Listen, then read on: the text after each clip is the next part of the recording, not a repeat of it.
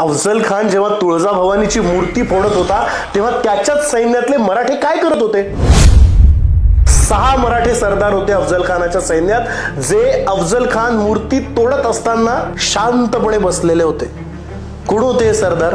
पिलाजीराव मोहिते, भास्करराव यादव, नाईकजी खराटे, प्रतापराव मोरे आणि त्यांच्यामध्ये होते झुंजारराव घाटगे. आणि या सगळ्यांपेक्षा एक भयानक गोष्ट अशी होती की अफजल खानाच्या सैन्यात होते प्रत्यक्ष शिवाजी महाराजांचे चुलते मंबाजीराजे भोसले. ही सगळी माणसं त्यांचं मराठेपण धरून राहिली होती, पण हिंदुत्व विसरली होती.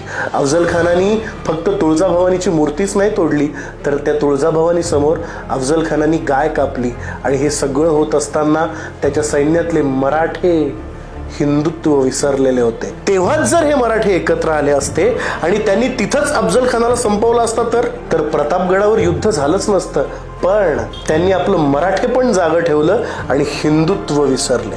हिंदुत्व विसरलं की काय होतं हे लक्षात ठेवा आणि शिवाजी महाराजांचा आदर्श समोर ठेवा.